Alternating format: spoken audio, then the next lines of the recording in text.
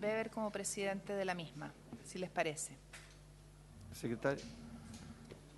Pero si todos sabemos que tiene que ser un senador, entonces ¿para qué hacemos mayor cuestión? Y lo lógico y natural es que sea el presidente de la Comisión de Hacienda. ¿Para qué nos hacen hacer este show humillante a los diputados? ¿Ah? Este show humillante a los diputados. Entonces se aprobaría por unanimidad el nombre del senador Lagos.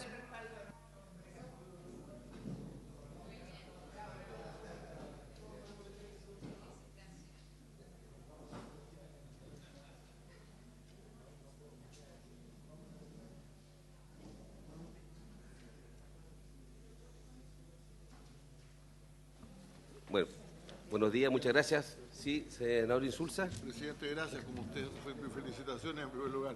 Como usted sabe, el senador Álvaro Elizalde, que era miembro de esta comisión, ha dejado de serlo y yo lo he reemplazado. Y mi lugar en la comisión de presupuesto lo toma el senador de Urresti. Perfecto. Quería informar eso. Perfecto. Muy bien.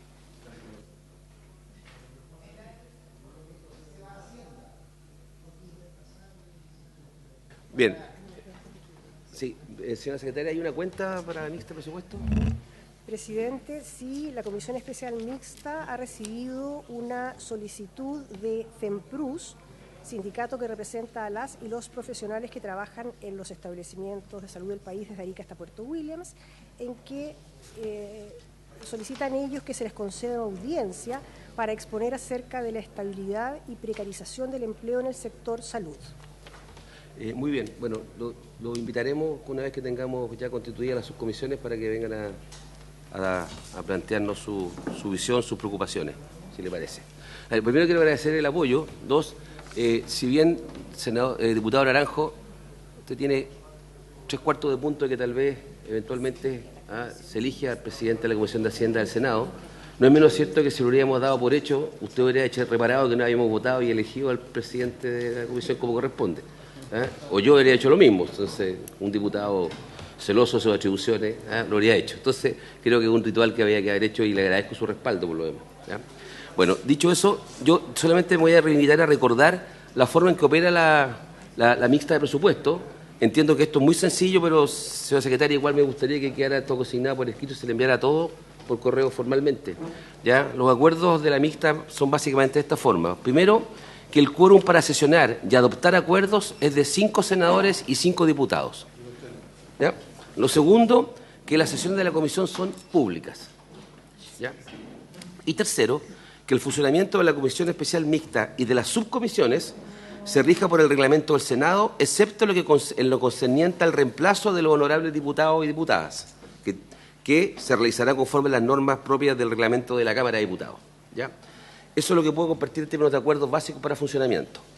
Antes de proceder con el objeto principal de la sesión, que no era solamente elegir presidente, sino que escuchar también al Consejo Fiscal Autónomo, quería plantearles de que estudiar la posibilidad, y asumo hacer una propuesta que puede ser aceptada o no más adelante, de tal vez repensar la forma en que están constituidas las subcomisiones. No quiero entrar ahora de discusión, solamente decirles que hay subcomisiones que están extremadamente cargadas con ministerios y servicios públicos que no solamente implican muchos recursos, sino que son una larga carga de trabajo, que tienen muchas dependencias debajo, y hay otras que tienen una menor carga laboral, de trabajo y de atención, y la idea sería ver si es posible repensarlo. Lo hemos trabajado eso con la Oficina de Presupuestos del Congreso del Senado y también vamos a coordinarnos con el Ejecutivo para estos efectos. Diputado Naranjo. Presidente, yo creo que sería muy bueno que usted con la presidenta de la Comisión de Hacienda de la Cámara pudieran trabajar en conjunto y hacernos una propuesta a nosotros. Yo creo que eso sería lo ideal. Sí, aprovecho de darle la bienvenida a la diputada Gael Yemas, que no la había visto. Diputada, la presidenta de la Comisión de Hacienda. Bien. Y con la cual además ya tuvimos una reunión de coordinación en vista de la mixta de presupuesto y también una primera mirada, pero muy formal entre nosotros, de cómo sería eventualmente un nuevo mapa o de rediseño de las subcomisiones. ¿Ya? Tenemos algo avanzado en eso. No, esto hay que votarlo. Uno puede tener la receta, pero no tiene que cocinar las cosas. Y se cocinan acá y se votan. ¿Diputada quiere decir algo? Sí, diputada Yeomans. Presidente, bueno, gracias. Efectivamente hay una propuesta que además estuvo trabajando en la oficina de acá del Senado, la oficina presupuestaria, y se las envié a... No, es la oficina del Congreso en realidad, la oficina presupuestaria del Congreso. Se la envié también a las y los diputados para que la puedan revisar y así también podamos poder generar a propósito de esa una nueva propuesta a ustedes. Si les parece, ahí la podemos trabajar con el presidente y así se las hacemos llegar. Y lo otro que queríamos plantear, lo conversamos ayer, hicimos una reunión previa a los diputados.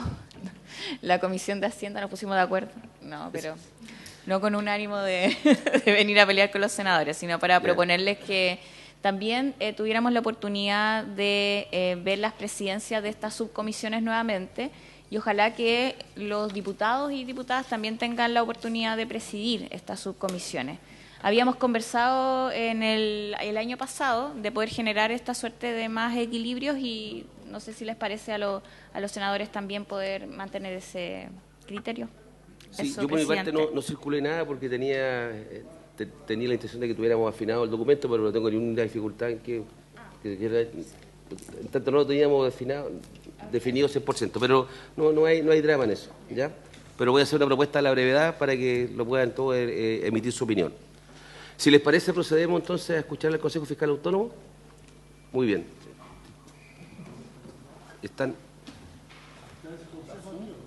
¿Dónde está el Consejo Fiscal? Bien.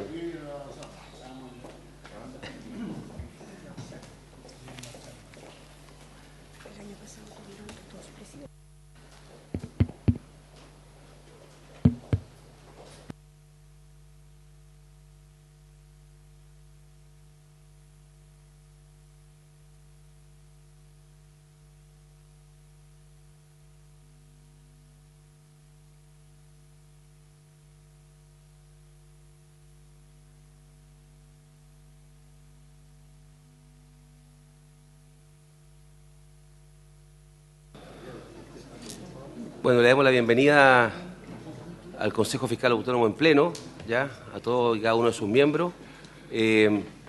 Don Jorge, para maximizar el tiempo que tenemos, lo voy a dejar inmediatamente con la palabra, ya, para recibir su informe y poder tener un espacio de conversación, si fuera así posible.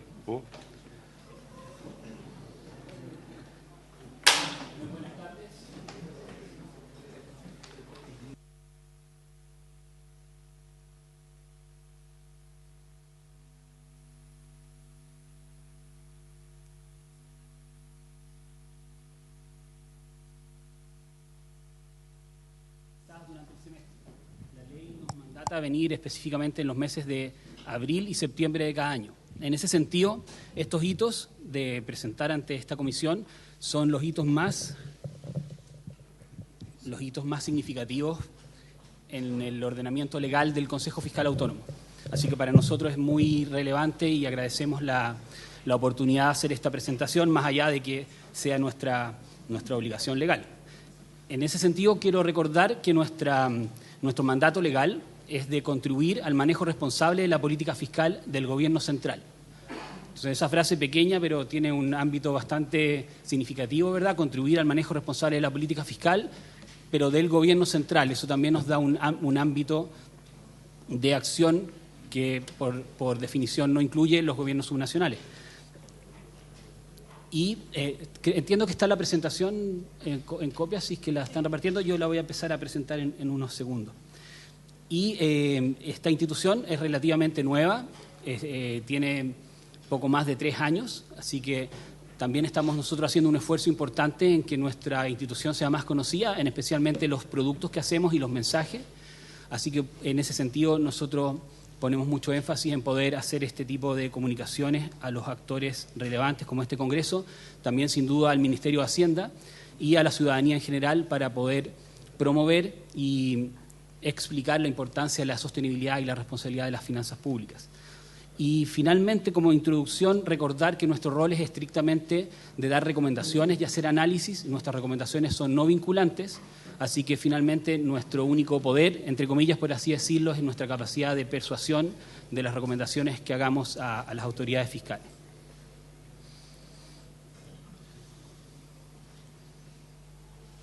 Voy a pasar entonces inmediatamente a compartir la presentación.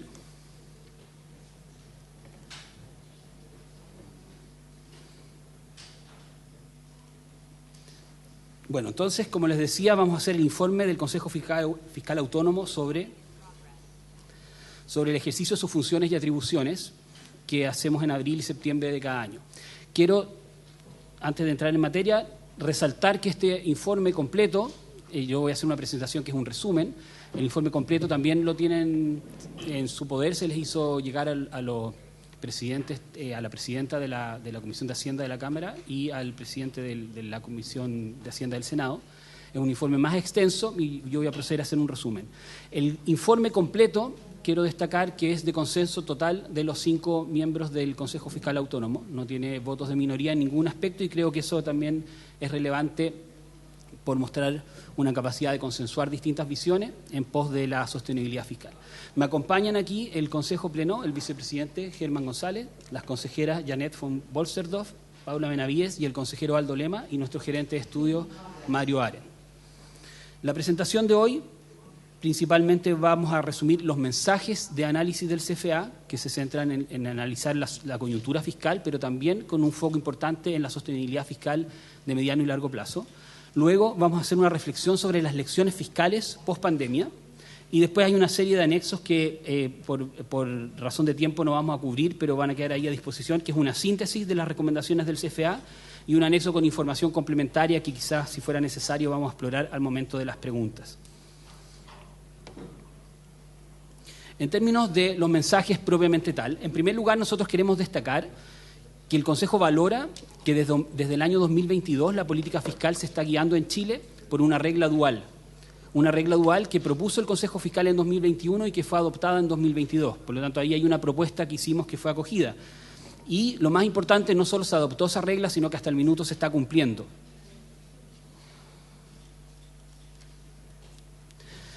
La regla fiscal, como ustedes saben, se creó en Chile en el año 2001, que es una regla de balance estructural, que implica poner cada año una meta de gasto, una meta estructural que determina el gasto compatible con dicha meta.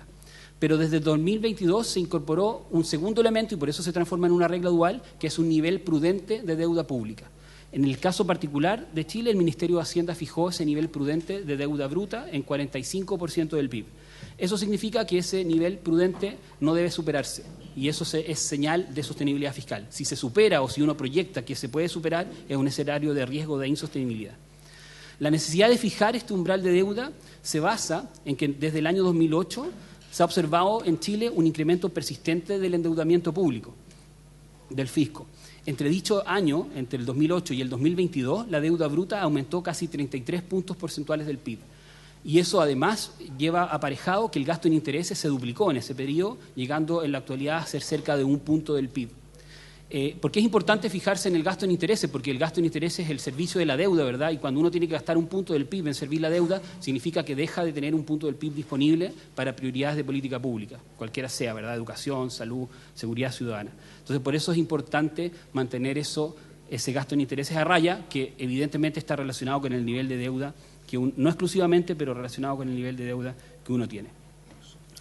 Antes la deuda era tan baja en Chile que no era tan necesario fijarse en monitorear la deuda, o sea, estaba implícitamente controlada, por así decirlo, pero desde el año 2008 ha venido aumentando hasta un punto en que el Consejo Fiscal consideró importante el año 2021 recordar que había que empezar a vigilar ese nivel de deuda.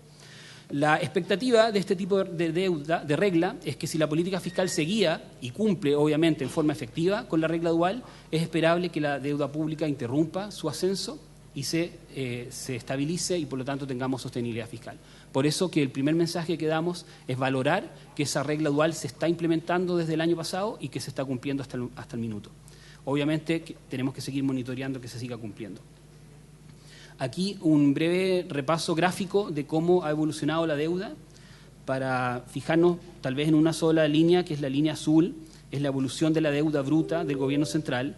En el año 91, para hacer una historia un poco más larga, teníamos niveles cercanos a 40% del PIB de nivel de deuda bruta, y sostenidamente fue bajando hasta llegar a un punto mínimo del año 2007 de alrededor de 5% del PIB. Y por eso que yo les decía que desde ese momento era poco relevante fijarse en la deuda, porque era algo, por así decirlo, controlado.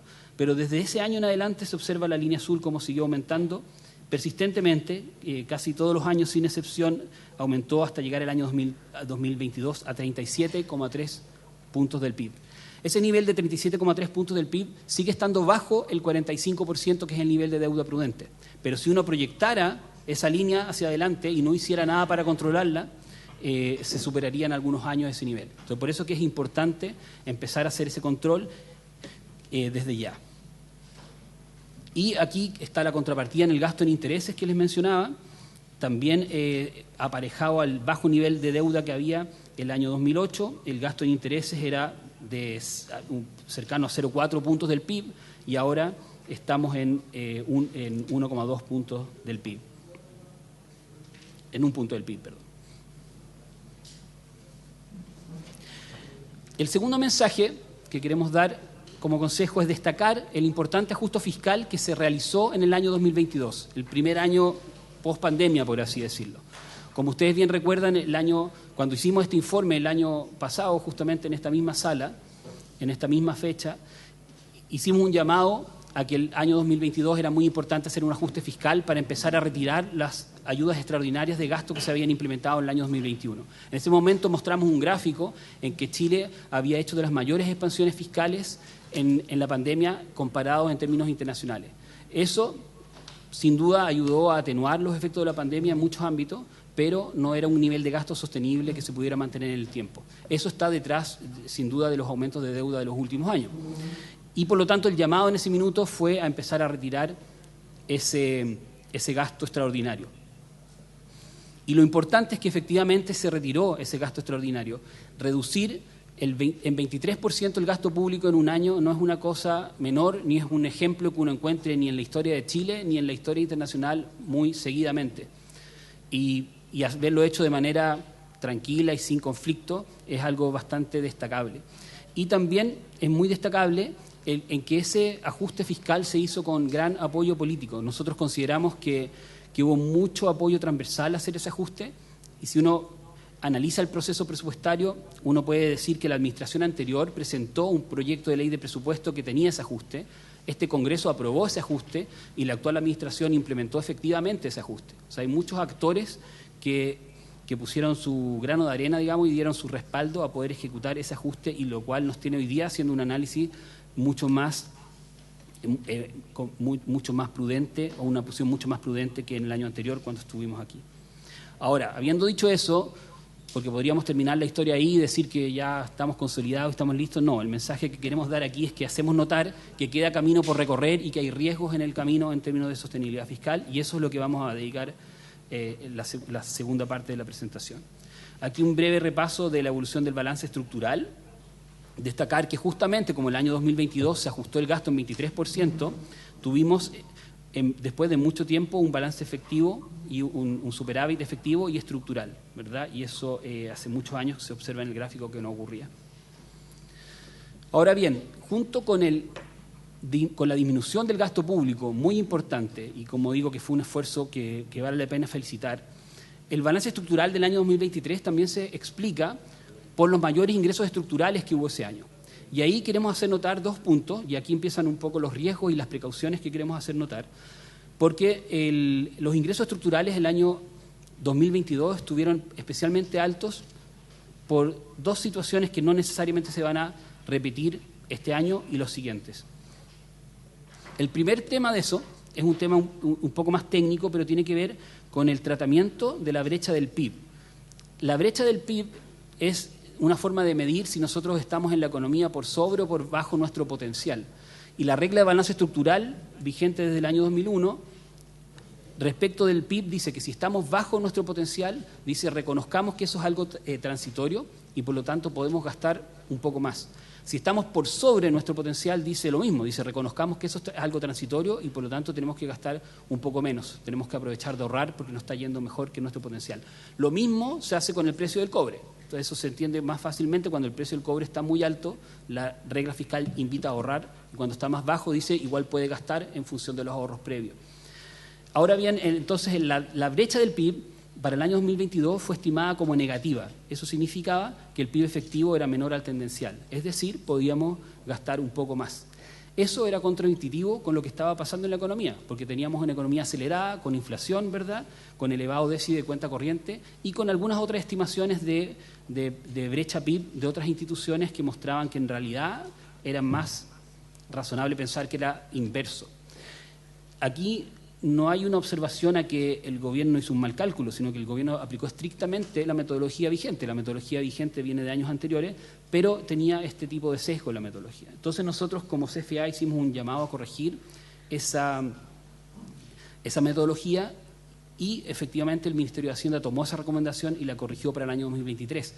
Por eso que decimos que este caso, que ayudó a aumentar los ingresos estructurales en el año 2022, no se va a repetir el 23, porque esa metodología ya se perfeccionó. Y el segundo gran tema, que probablemente es un tema que ustedes estaban esperando para el momento de las preguntas y que ha estado muy en la palestra en todos los últimos meses, tiene que ver con los ingresos extraordinarios del litio. Nosotros en febrero hicimos un informe que también les hicimos llegar a ambas comisiones sobre el análisis de los ingresos que había tenido el litio, los ingresos fiscales que había tenido el litio el año 2022, que eran muy extraordinarios si uno mira en la historia, de la historia de Chile. ¿Y cuál fue nuestra reflexión en este sentido? La pregunta principal es si estos ingresos del litio pueden considerarse permanentes en su completitud o no, o solamente una parte de ellos es permanente, o incluso más extremo, tal vez todos sean transitorios y este sea un boom que va a durar solo algunos años. Es algo que no sabemos, que no tenemos una metodología desarrollada como país para estimarlo, a diferencia de cómo hacemos con el cobre, que tenemos un comité de expertos que se junta todos los años, que hace una proyección a 10 años plazo, y en función de esa proyección que ellos hacen, estimamos el precio de referencia del cobre y lo comparamos con el precio efectivo, y ahí evaluamos si es que estamos por sobre o por bajo. Sobre el litio no hay nada de eso, no estaba muy desarrollado el mercado, ni los analistas estaban preparados para hacer ese tipo de estudios, y por lo tanto nos pilló una sorpresa positiva, que fue tener el año 2022 una gran cantidad de ingresos que antes no estaban. Para ejemplificarlo, los ingresos de litio recibidos por Corfo, que Corfo es el que hace los arrendamientos, ¿verdad?, a las empresas explotadoras, aumentaron 15 veces el año 2022, pasaron de 241 millones de dólares en el 21 a 3.723 millones el año 2022. O sea, un aumento de 15 veces que no se esperaba ni en los mejores cálculos de ningún analista, y tampoco estaban efectivamente calculados para la ley de presupuesto. Acorde a la metodología vigente, esos ingresos se considerarían como efectivos y estructurales, porque no hay ningún ajuste cíclico ni de prudencia ni de temporalidad de esos ingresos. Pero si uno piensa que la mayoría de los minerales tienen ciclos económicos, es razonable plantearse la pregunta de que podría tener un componente transitorio. Y por lo tanto, nosotros vemos como Consejo Fiscal un riesgo en que no haya un ajuste cíclico o por transitoriedad de estos ingresos. Pensamos que parte de esos ingresos es muy probable que sean transitorios. Cuando decimos transitorio no quiere decir que necesariamente bajen este año ni el siguiente, pero que en una mirada de mediano plazo no se mantenga ese nivel. Y por lo tanto nosotros hicimos un llamado a hacer un ajuste cíclico o transitorio a esa línea de ingresos. Además hay una segunda línea de ingresos que se recibe por litio, que son los pagos de impuestos a la renta y de impuesto específico a la minería de las empresas productoras. Esa línea de ingresos se corrige por brecha PIB, o sea, tampoco se corrige por brecha litio. Ya les explicaba hace unos minutos que por brecha PIB uno decía que incluso se podía gastar más de lo que uno recaudaba efectivamente. O sea, ahí hay un riesgo adicional de estar incluso gastando más por esa línea de lo que se recaudó. Ante esta situación, entonces, el CFA hizo un llamado en febrero a actuar con prudencia y a ahorrar un componente importante de los ingresos por litio. En ese minuto, sin tener una metodología, en ese minuto hicimos simplemente un llamado a desarrollar una metodología, ojalá una metodología simple que se pueda aplicar prontamente este año. O sea, aquí no queremos que se haga una metodología que estemos un par de años estudiando, porque ya las situaciones van a ir ocurriendo, los ingresos se van a ir recaudando, y si no hacemos nada se podrían gastar esos ingresos y comprometer gasto permanente que en el futuro se quede sin financiamiento. La buena noticia hasta el momento es que, según nos ha informado el Ministerio de Hacienda, ellos están trabajando en una metodología que aún no han hecho pública, pero que va en esa línea, va en la línea de poder estimar qué parte del ingreso del litio es estructural y qué parte podría ser transitoria. Aquí simplemente graficamos el salto que se pegó los ingresos por litio solamente de la parte de Corfo. La parte de Corfo, a grosso modo, puede representar un 60% de los ingresos totales por litio. No, aquí no está la parte tributaria, y se observa el salto muy, muy grande entre el año 2021 y el 2022, y antes, por ejemplo, el año 2014, o sea, era insignificante. O sea, este no era claramente un tema de política fiscal ver los ingresos del litio. Entonces, habiendo dicho eso, el resultado del 2022 fue muy bueno, fue el primer paso de la consolidación fiscal, pero tiene ciertas cosas que no se van a repetir y por lo tanto la tarea sigue y hay ciertos riesgos que monitorear, por lo tanto no es todo tan fácil, uno podría decir. El Consejo releva entonces la importancia de continuar una senda de consolidación fiscal en los próximos años hasta llegar a valores para el balance estructural más cercanos a cero el 2027. Y además identificamos una serie de materias de riesgo a monitorear que podrían afectar en mayor o menor medida esta sostenibilidad.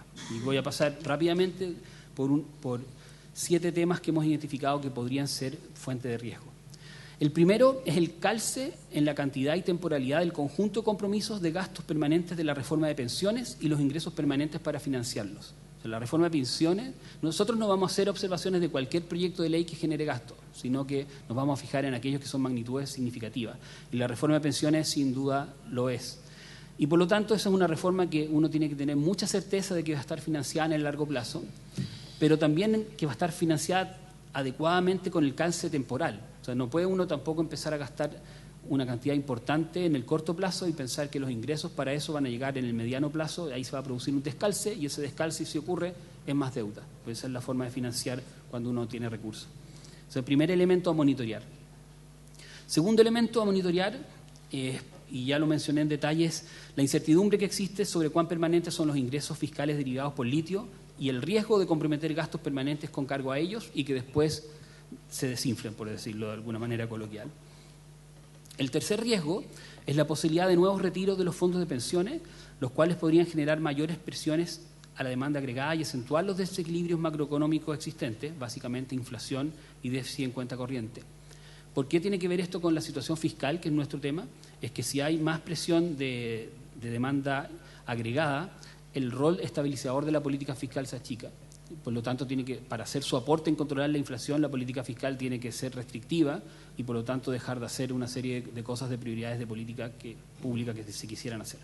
Por lo tanto, no es inocuo el vínculo entre aumentar las presiones de demanda agregada y lo que puede hacer la política fiscal.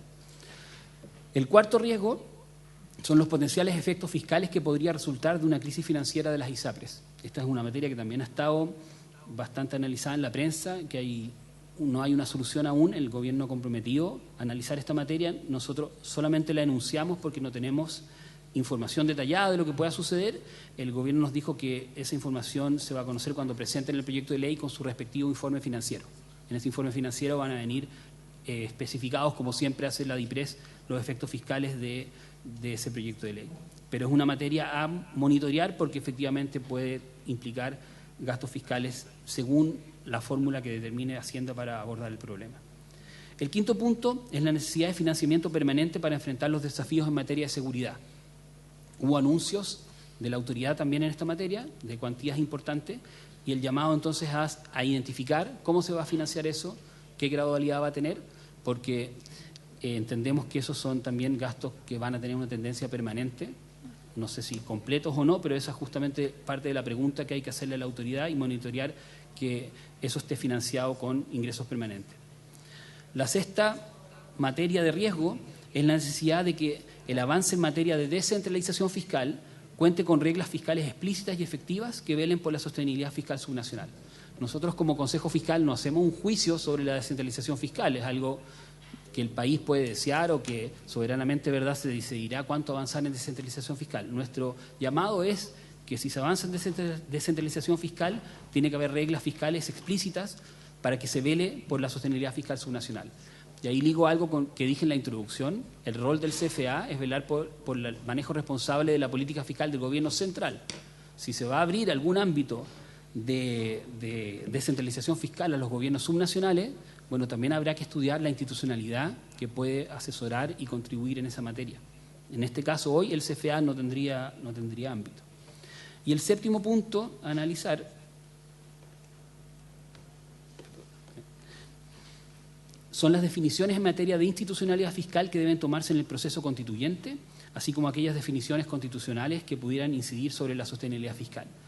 Sin duda hay materias muy importantes que tienen que ver con los temas fiscales en la discusión constituyente. Hay materias que ustedes conocen, ¿verdad?, como la iniciativa exclusiva de gasto. Todas las reglas principales del proceso presupuestario están en la Constitución.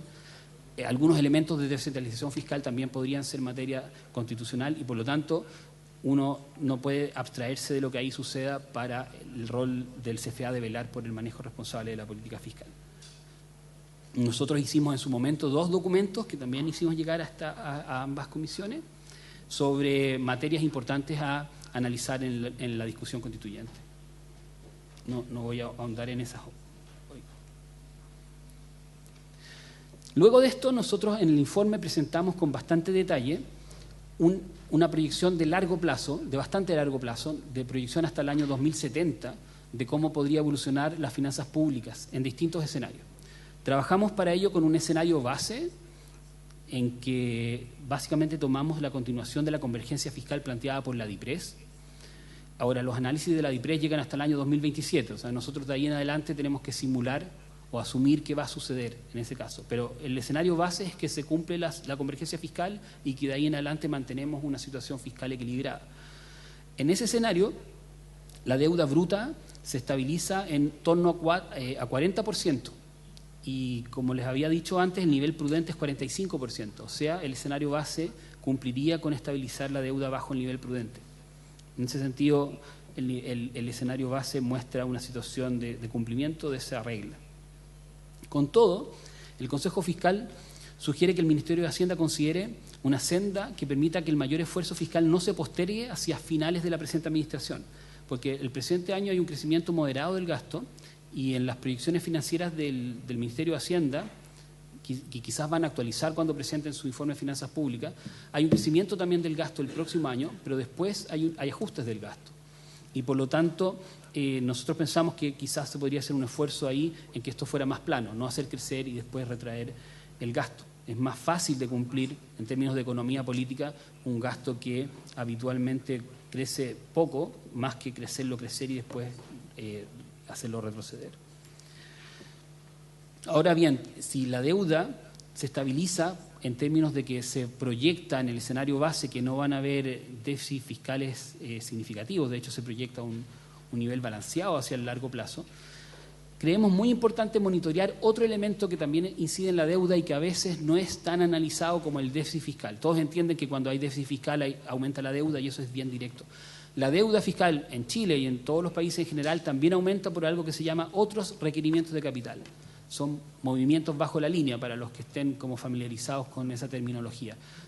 No son gastos, sino que son algunos tipos de inversiones. La más fácil de entender es la capitalización de las empresas públicas. Justamente hoy salió una nota de prensa con un historial de capitalización de empresas públicas.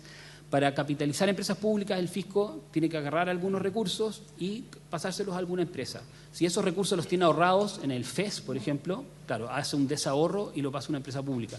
Si no tiene ahorros en el FES o si estima que es más conveniente financieramente, en vez de desahorrar, endeudarse, va a endeudarse el fisco, no para financiar su déficit, sino que para pasarle alguna capitalización a una empresa pública. Ese es el ejemplo más clásico, pero también hay una serie de fondos, por ejemplo, el FOGAPE, FOGAIN y otros fondos que se han ido creando en el tiempo, que también son capitalizados de esa forma. Y eso, entonces, también es una fuente de aumento potencial de deuda. Y en ese sentido nosotros hemos insistido que es muy importante que la DIPRES transparente y entregue más información de esos otros requerimientos de capital. Hay cierta asimetría en la cantidad de información que la DIPRES entrega sobre los gastos presupuestarios, donde se puede seguir mejorando, pero en general hay información. Y la información es bastante más limitada en esta otra área. Y nosotros llamamos entonces a que no se nos deje de lado. Aquí simplemente hay un cuadro resumen de esta proyección hasta el 2027 de la DIPRES, que ocurre lo que yo les mencionaba, que el gasto ya el año 2024, el año 2024 crecería un 7%, el año 2025 se mantendría estable y el 2026 y el 2027 ya habrían caídas. Es la fila de aquí que dice variación real anual del gasto compatible. Eso es lo que pensamos nosotros que sería más conveniente estabilizarlo.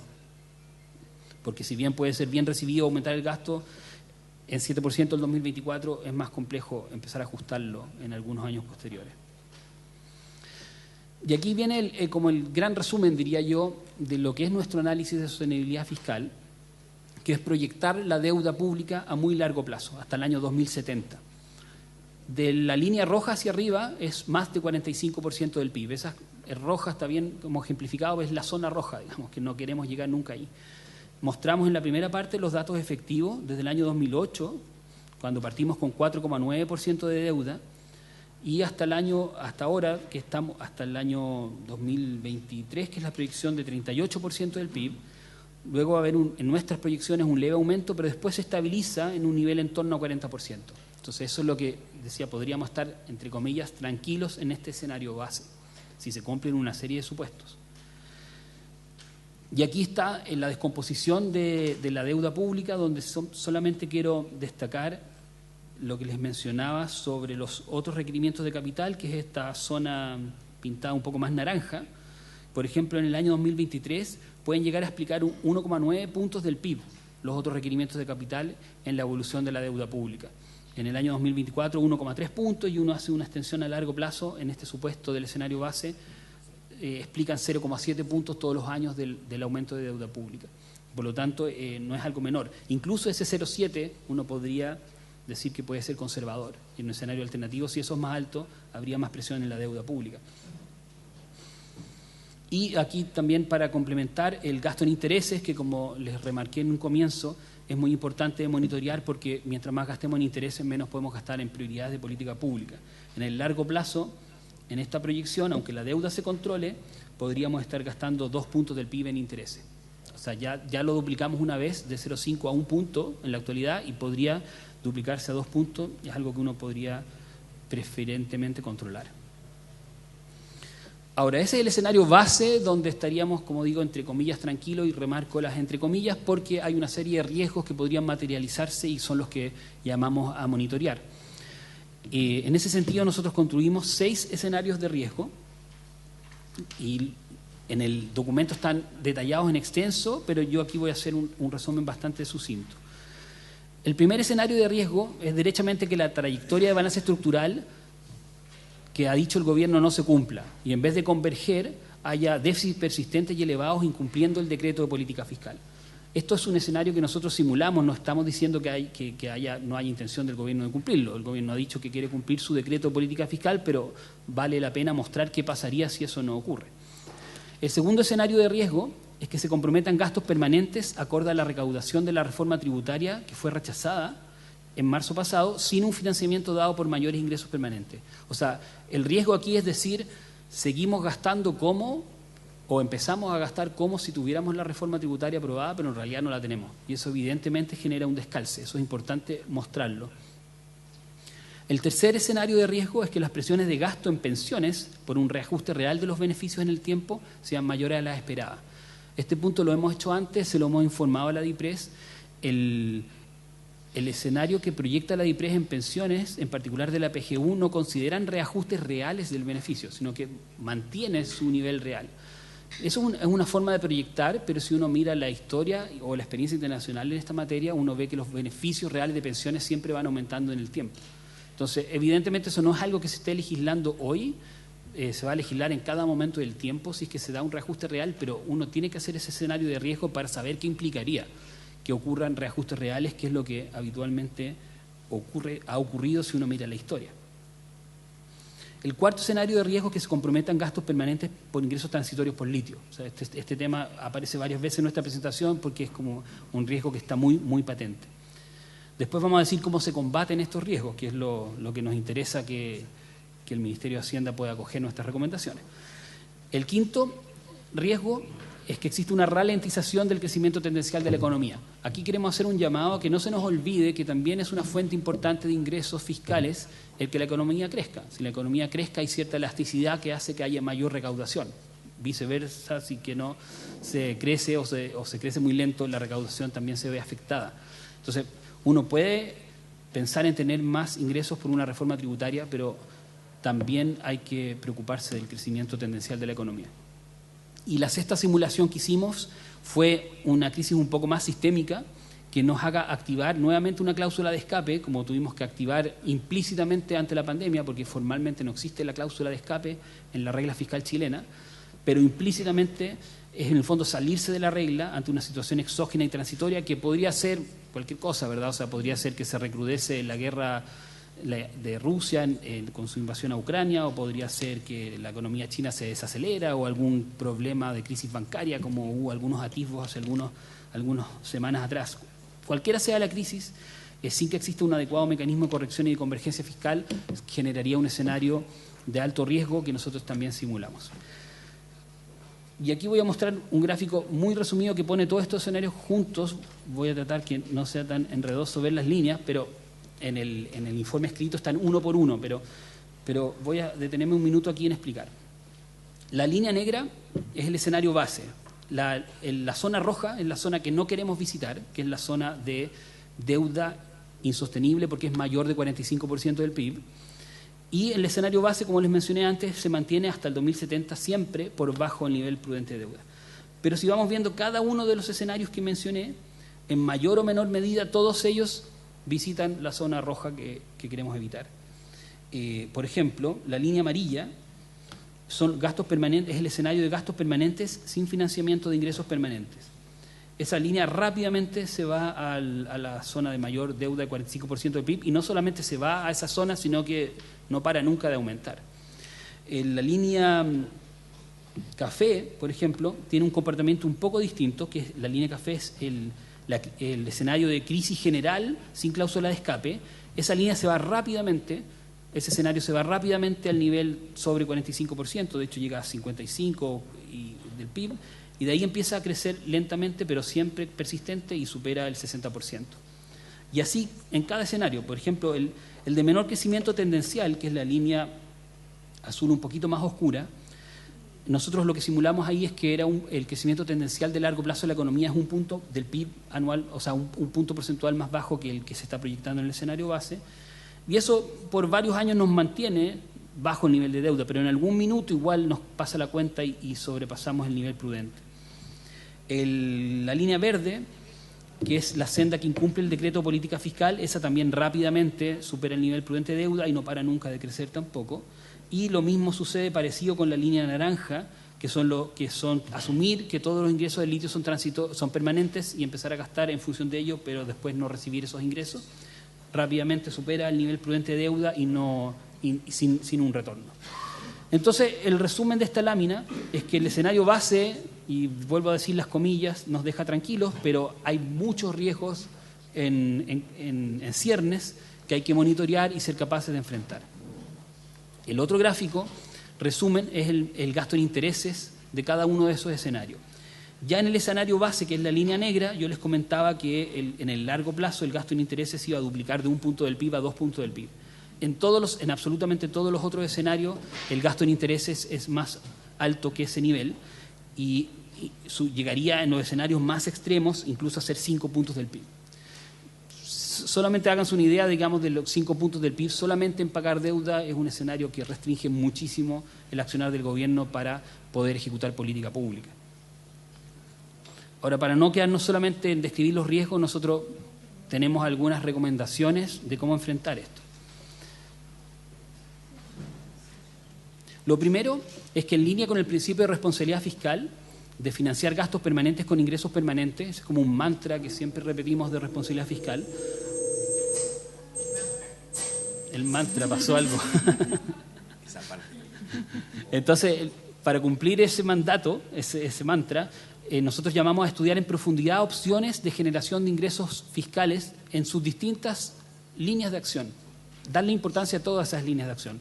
La primera es tener nuevos ingresos tributarios. Ahora, esos nuevos ingresos tributarios pueden ser reformas tributarias, pero también pueden ser reducir la evasión y la elusión.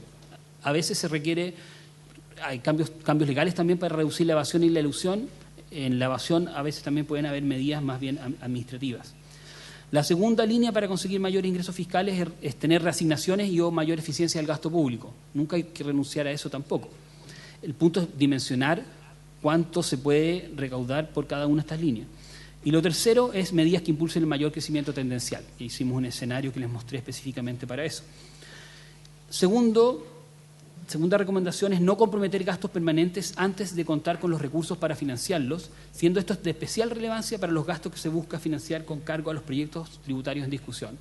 Está la reforma tributaria que fue rechazada en marzo, también está el proyecto de royalty y hay un anuncio de un proyecto tributario de impuestos correctivos. Entonces, la sumatoria de esos proyectos tributarios tiene una expectativa de recaudación que sumaba 3,6 puntos del PIB anual en régimen, según el informe financiero de la DIPRES. El punto es entonces no empezar a gastar con cargo a esos 3,6 puntos del PIB que se espera tener si es que todavía no se tienen en el bolsillo. O sea, eso es lo prudente. Lo tercero es publicar un nuevo decreto de política fiscal con metas anuales de balance estructural explícitas. Esto es algo que hemos dicho antes, lo dijimos probablemente hace un año aquí mismo. El decreto de política fiscal del gobierno tiene una senda de convergencia, pero puso una meta de año de inicio y de año de término y dejó más o menos libre las metas intermedias. Las metas intermedias las ha comunicado en los informes de finanzas públicas, pero no tienen la misma fuerza que ponerlos en un decreto. Ponerlos en un decreto daría mayor credibilidad y creemos que es importante que se haga.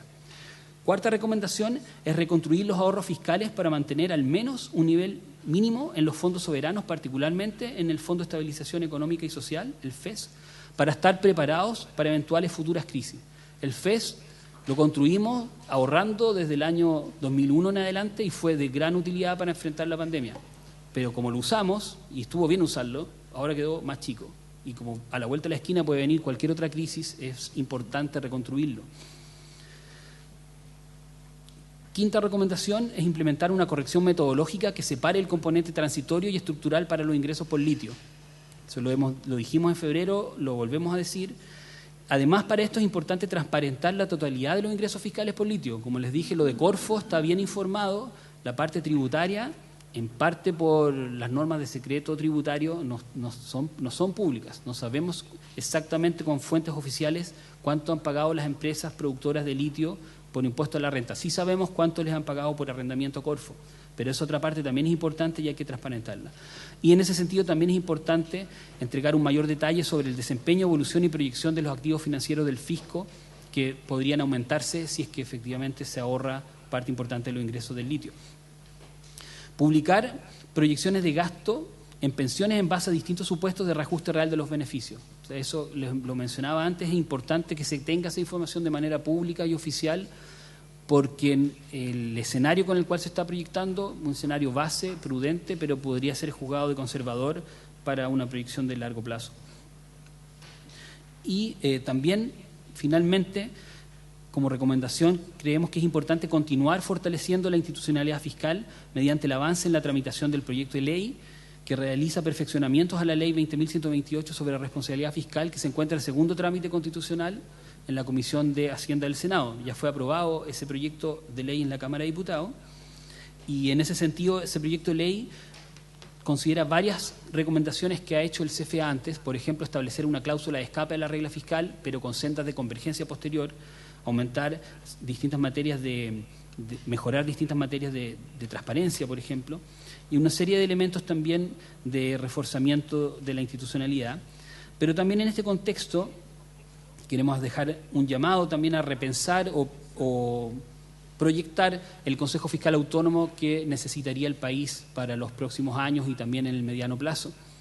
En ese proyecto de ley se tocan algunas materias del CFA, pero creemos que después de 3 años de experiencia sería importante pensar una proyección más a futuro de esta institución que aún es bastante nueva.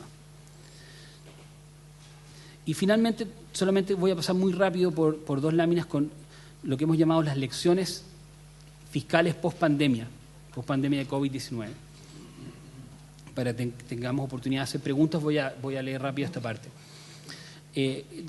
Lo primero es que la situación de la pandemia sin duda fue algo excepcional en muchos ámbitos y lo fiscal no fue la excepción, fue también, valga redundancia, fue excepcional en materia fiscal. Gastamos mucho y después retiramos fuertemente esos gastos. Eso fue muy llamativo y nos llama a tener ciertas reflexiones que se están haciendo en diversos países del mundo. Lo primero es que la responsabilidad fiscal en décadas previas, basada en la regla de balance estructural, resultó fundamental para ahorrar, para afrontar la pandemia, pues permitió tener el país ahorros y acceso a financiamiento a bajo costo. O sea, eso es una lección que tenemos que sacar y por eso hacíamos el llamado a reconstruir esos ahorros.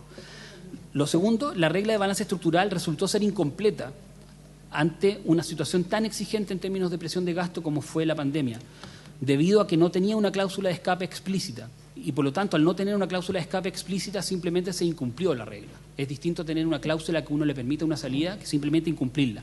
Y como no tenía cláusula que permitía una salida, tampoco tenía reglas para converger después. O sea, que eso quedaba como a libertad de la autoridad fiscal. Y creemos que es importante tener una senda de convergencia.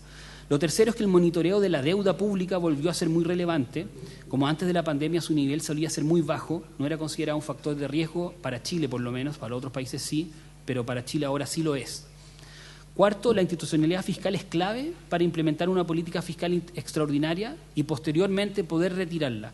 Esto exige una arquitectura fuerte de las finanzas públicas que incluya arreglos institucionales que hagan probable el manejo fiscal responsable y algunas de esas materias pueden ser la exclusividad en materia de gasto, reglas fiscales del proceso presupuestario y el fortalecimiento de las instituciones fiscales independientes. Para ir terminando, la quinta lección es el cumplimiento de las reglas fiscales no es automático. Las reglas dependen de la economía política que haya en torno a ellas. En este sentido, es muy importante seguir aportando a construir consensos amplios sobre la importancia de la sostenibilidad fiscal y la responsabilidad para la ciudadanía. Y eso es algo que nosotros como CFA queremos asumir también como tarea propia. Muchas veces se piensa que la sostenibilidad fiscal es algo que interesa solamente al Ministerio de Hacienda, a los economistas, pero la insostenibilidad fiscal tiene consecuencias para la población. Por ejemplo, efectos en la inflación o efectos en la tasa de interés a los cuales la ciudadanía y las empresas pueden endeudarse. Se hizo evidente finalmente la necesidad de mayor transparencia fiscal, específicamente para monitorear ese gasto extraordinario. Y es que este mismo Congreso exigió, ¿verdad?, que la autoridad mostrara si estaba ejecutando o no esos gastos extraordinarios que había comprometido.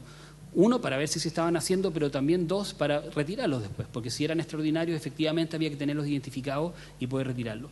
Se avanzó en ello, pero todavía hay un amplio espacio para mejorar la sostenibilidad fiscal. Y esta sí es la final. Es pertinente contar con información actualizada periódicamente sobre los gastos que puedan ser calificados como rígidos o permanentes, pues ello permite identificar espacios de reasignación, tanto para el financiamiento de planes extraordinarios como para nuevas prioridades permanentes. Sí, ya dijimos nosotros que las reasignaciones son una fuente de financiamiento para el fisco, pero eso requiere de análisis específico. O sea, uno no puede decir montos genéricos de reasignación, tiene que identificar líneas exactas de reasignación que pueden ser reales y por lo tanto ahí hay un trabajo importante que hacer para hacerlo efectivo y que no sea solo retórico. Y después viene una serie de anexos, pero dejamos eso por si es necesario solamente, presidente. Así que podemos tomar preguntas. Muy bien, muchas gracias, don Jorge, por esa exhaustiva presentación. Sí, le doy la palabra. Aprovecho la bienvenida a la diputada Riquelme, diputada Schitt, diputado Ramírez, senador Sandoval, que se incorporaron, y diputada Rojas, se lo había visto, perdón, y diputado Boris, para allá. ¿Dónde está el diputado solo? Raúl, está bien. Explico esto porque están funcionando al menos en el Senado 4 comisiones simultáneamente y muchos de nosotros estamos en varias comisiones. ¿Ya? Entonces es una sesión extraordinaria esta especial, eso es lo que ocurre. Tengo diputado Cifuentes, me pidió la palabra. ¿Alguien más que levante la mano para inscribirse? Ya, con órdenes Lago. Cifuentes, ya. Sí, adelante, Ricardo. Gracias, presidente. Quiero, en primer lugar, agradecer el informe de la Comisión del Consejo. Obviamente son datos que hay que madurar y hay que masticar con harto tiempo, pero tengo una aprensión más más de principio, presidente, respetando esta regla de que para gastos permanentes hay que identificar ingresos y obtener ingresos permanentes, hay, sin embargo, un espacio para los gastos para los gastos transitorios con ingresos transitorios. Eso no lo vi en un escenario que ustedes hayan podido construir. Quiero dar un ejemplo. En Chile hay alrededor de 2 millones y tantos de pacientes que esperan una atención de emergencia, que incluye operaciones, en fin, y ese es un gasto por esencia transitorio, que podría ser financiado con ingresos transitorios, si uno lo acota, ¿no es cierto?, a una política definida, temporal, etcétera, que resuelve el problema. Pero además, el operar o resolverle el problema de salud a esos 2 millones de personas va a generar ahorros o beneficios, digamos, que habría que integrarlos en los flujos futuros también. Entonces, la pregunta es, ya que ustedes han estudiado estos escenarios futuros, ¿por qué no construyen un escenario también para los gastos transitorios? ¿Y cuál sería el efecto que eso tendría en la política fiscal, ¿no? Y finalmente, derivado de lo anterior también, es que se explicó que el nivel adecuado de deuda es del 45%, lo que estimó Hacienda, ¿no es cierto?, y que ustedes recomiendan estar por debajo de eso, lo que me parece bien. Lo que no entendí bien es cómo se calculó el guarismo, ¿por qué 45? Porque eso podría, y la recomendación de ustedes, y por qué es recomendable estar bajo el 45. Porque uno podría suponer otro escenario en el que aumentáramos el nivel de deuda y sumáramos a su vez más beneficios. Entonces, ¿por qué digamos, el punto de partida siempre está basado, digamos, en esto de la regla de los gastos permanentes, pero no se incorporan estos elementos que son, que digamos, están claramente presentes y sobre los que el Estado no ha podido actuar y que, sin embargo, pueden generar beneficios muy potentes en los flujos futuros? Gracias, presidente.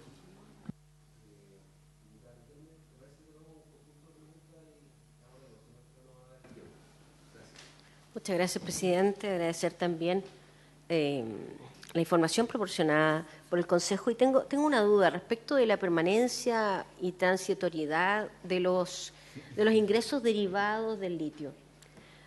Precisamente, si vamos a entrar como Estado también a participar dentro de la explotación del litio, me pregunto si ayudará en la proyección de esos ingresos, si ayudará en la proyección el hecho de que pudiésemos transar el precio del litio en la bolsa. ¿Por qué lo pregunto? Lo pregunto porque, sabiendo que es un precio spot, que se maneja por contrato, es difícil hacer una proyección y es difícil hacer una venta a futuro respecto de ese valor. Y, por consiguiente, cuesta más hacer una proyección real. Pregunto entonces si eso ayudaría y de ser afirmativa, obviamente, su respuesta, ¿cómo podemos llegar a ese objetivo? Muchas gracias. Bien. Muchas gracias, diputada. Senadora Rincón. Gracias, presidente. Agradecer la presentación del Consejo Fiscal Autónomo. Y la verdad es que me gustaría que nos pudieran ilustrar, además de lo que ya han planteado el diputado Cifuentes y la diputada, que no había tenido el placer de compartir con ella en una comisión, y yo me quiero sumar a lo que dice el diputado Cifuentes en el tema y en la presentación que hacen ustedes. Señalan que ha disminuido un 23% el gasto, lo que obviamente debiera ser una buena noticia. El problema es que cuando uno mira ciertas áreas de la ejecución presupuestaria del gobierno, hay áreas donde no podemos dejar de gastar, y una de esas tiene que ver con salud. Tenemos una lista de espera de más de 1 millón de personas. Eso no solo significa que hay personas y familias que están con una falta de respuesta del Estado, sino que además estamos gastando en muchos de esos casos, no en todos, pero en muchos de esos casos, en licencias médicas. Y eso también es un gasto fiscal que podríamos obviamente transformar en un aporte. Dicho aquello, me gustaría, si pudieran, presidente, por su intermedio, explicarnos o ver dónde está en el informe, porque no lo logré encontrar, algo que tiene que ver con la eficiencia de la recaudación fiscal. Y ahí, ¿cómo evalúa el Consejo Fiscal Autónomo el incremento de la presencia estatal en la actividad industrial? Si consideran que el aporte de las empresas estatales, que ha caído en más de un 40% cada año, representa un porcentaje inferior al PIB, si lo comparamos en relación con los de la actividad minera privada. Y lo digo esto porque cuando uno mira el titular de un diario de circulación nacional el día de hoy, el titular era, y lo voy a leer, aportes de empresas públicas al fisco caen lideradas por Codelco mientras capitalizaciones se triplican. O sea, estamos recibiendo menos de las empresas públicas y estamos aportándoles, y ellas, perdón, están inyectando más en su capitalización. Y cuando uno mira los datos, y podría tomarlos en cobre o podríamos tomarlo en el litio, y ve los ejemplos del mundo, la verdad es que tenemos un problema, porque estamos recibiendo menos como país de las empresas estatales, nos están significando una mayor carga, y las empresas privadas están aportando más al desarrollo del país. Y cierro con esto. En el anuncio del presidente, y no me voy a ir a si hay más o menos presencia pública, porque no tenemos una versión definitiva de aquello, se señala que va a haber una presencia estatal. Cuando miramos lo que han hecho otros países, y voy a poner dos ejemplos, Bolivia, Australia, la verdad es que el nivel de explotación del recurso litio en un caso y en otro es diametralmente distinto. En Australia, que tienen una reserva de litio de 6 millones y algo de toneladas, están explotando sobre 60.000 toneladas al año. Y en Bolivia, que tienen la principal reserva del mundo, más de 21 millones de toneladas, con una empresa nacional del litio, con presencia solo estatal en la explotación, se están explotando 600 toneladas al año. Entonces, obviamente, no es menor, y ahí la pregunta de la diputada yo supongo que va hacia ese lado, no es menor la inflexión que se haga.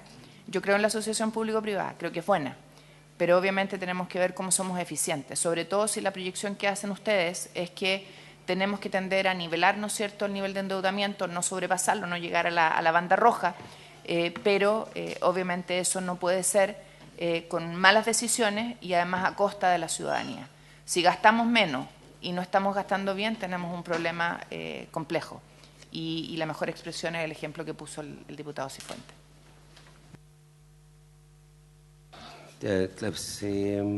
Jimena, senadora Órdenes. Muchas gracias, presidente. Saludar al Consejo Fiscal Autónomo y también me sumo a agradecer el aporte de este informe. Una de las líneas principales que ustedes han expuesto, bueno, una cosa es la situación actual, escenario, una suerte también de invitación a leer una carta futura de navegación bajo ciertos estándares que nos den sostenibilidad.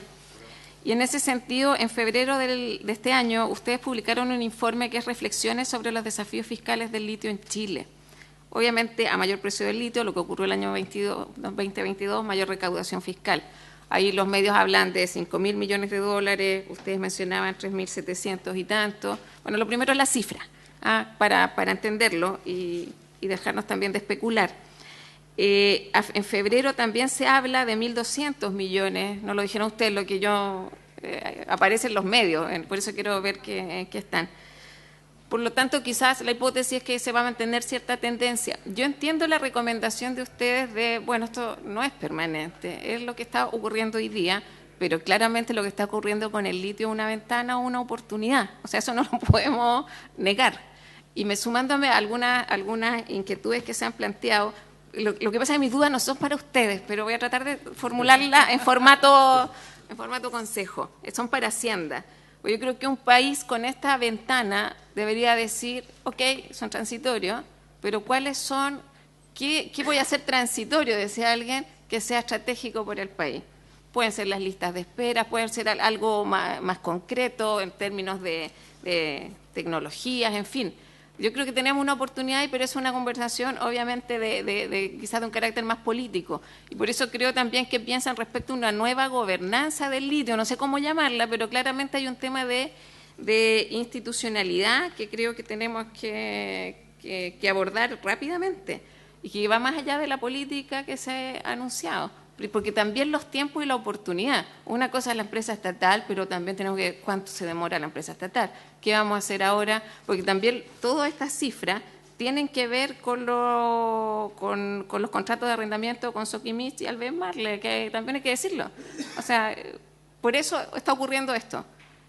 Entonces, creo que es mi minuto para eso, perdón por la reflexión, solo eso en ese tema. Entonces, para ver cómo le formulo la pregunta, ustedes señalaron también que en las observaciones, falta de información, ausencia de ingresos de esos recursos a la ley de presupuesto. Entonces, la pregunta un poco es, ¿estas observaciones subsisten y se han avanzado en diálogo con la DIPRES? Yo creo que esa es una forma de preguntarlo.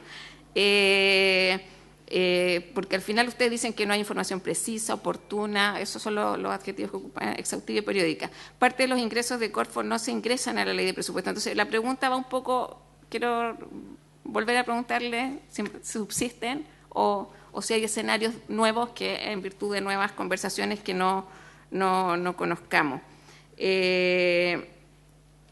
Ya que era lo de la ley de presupuesto. También ustedes recomiendan que la DIPRES y Corfo informe mensualmente sobre el uso de los recursos del litio que van fuera del presupuesto. Entonces, ahí por eso ustedes consideran que todo tiene que ir a la ley de presupuesto, o es por lo que ocurre hoy día que no está en la ley. ¿Cómo ven eso?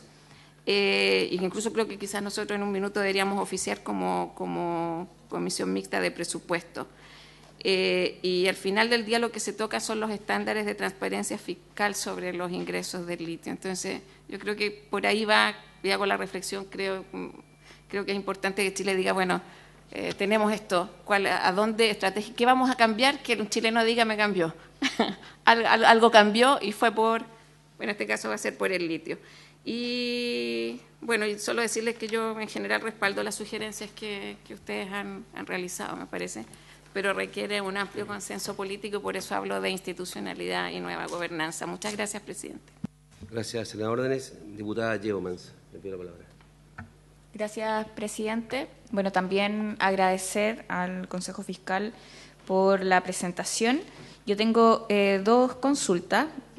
Una, porque plantearon también algunas, o más bien líneas generales respecto a las funciones y capacidades que debieran ser fortalecidas del Consejo. Me gustaría saber más a profundidad cuáles son las que ustedes recomiendan. Y lo otro respecto a los riesgos que plantean, la posibilidad, ¿cierto?, de nuevos retiros de fondos de pensiones dentro de ese marco. La quiero contrastar, ¿cierto?, con otra de las recomendaciones que tiene que ver con el aumento del gasto, porque en ese sentido nosotros políticamente la manera de poder hacernos cargo de que no avance en retiro de fondos de pensiones es una de ellas aumentando el gasto fiscal, ¿cierto?, en determinado tema. Y de hecho yo ahí coincido con las palabras anteriores de los parlamentarios. A propósito de una nueva ley de presupuesto, lo más probable es que en ese debate tengamos que ver en qué partidas posiblemente debamos aumentar el gasto fiscal, pensando para una próxima discusión. Eso en atención, ¿cierto?, a determinadas necesidades o, por ejemplo, si se quiere discutir sobre el aumento de la pensión garantizada universal, de poder adelantar ese aumento. Todas esas discusiones pasan por hacerse cargo de esa parte. Entonces, yo ahí también preguntarles cómo ven ese escenario de una alta probabilidad de que la discusión sobre aumento de gasto presupuestario sea parte de lo que nosotros tengamos que ver. Eso por mi parte, presidente. Bien, muchas gracias. Me había pedido la palabra, me quedan 3 más, pero no está bien, si todavía queda senador, diputado Romero, senador Proens y senador Sandoval. ¿Correcto? Yo quiero hacer una solicitud. Bueno, perfecto. Ya, trataré de ser breve. Bueno, gracias por la presentación. Va a ser directo porque ustedes hacen recomendaciones, pero también hacen un diagnóstico de escenarios de riesgo. Un elemento que creo que vamos a conocer esta semana y que va a ser bien fundamental y que es largamente anhelado, otra cosa del resultado no lo conozco y no tengo cómo prejuzgar, no voy a prejuzgar al respecto, es sobre rentas regionales. El gobierno tiene que hacer un anuncio en los próximos días, muy brevemente en esta materia, y eso va a ser un cambio bien radical en algún aspecto. Me parece a mí, de lo que uno ha observado, de lo que oye, de lo que le han tratado de compartir, o lo que uno intuye, es que aquí gobiernos regionales van a tener una cierta capacidad de endeudamiento a un cierto nivel. Y eso significa, por lo menos la experiencia histórica lo dice, que cuando gobiernos subregionales tienen capacidad de crédito, por más que digan que es responsabilidad del gobierno subregional, el aval de última instancia al final pasa a ser el Estado. Entonces, yo me imagino que en eso va a requerir, o yo esperaría, o voy a pedir, no sé cómo poner, de que el Consejo Fiscal Autónomo también tenga que decir algo al respecto. Porque hoy día en las atribuciones de ustedes, hablando ya en jurídico propiamente tal, esto es solamente gobierno central.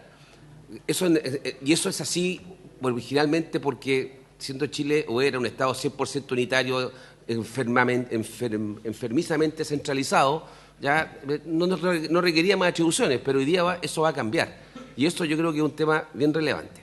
Lo segundo, y que no le puedo pedir al Consejo que me resuelva los problemas que me tiene que resolver la autoridad económica o el gobierno, ¿ya? Entonces no le voy a hacer las demandas que me dan ganas de hacerle, ¿ya? Pero creo que sería importante que ustedes pudieran colaborarnos en la medida que estén dentro de sus atribuciones y no se incomoden, lo digo así bien diplomáticamente, pero cuando dicen que, por ejemplo, faltan en algunas áreas algo mayor de transparencia para conocer mejor y hacer un mejor seguimiento, que yo lo entiendo, está en el PowerPoint, tengo el párrafo, son 5 líneas, tal vez sería más útil o ayudaría más a entender qué están pensando ustedes o qué sugerencias están para nosotros también tener un diálogo con la autoridad como legisladores.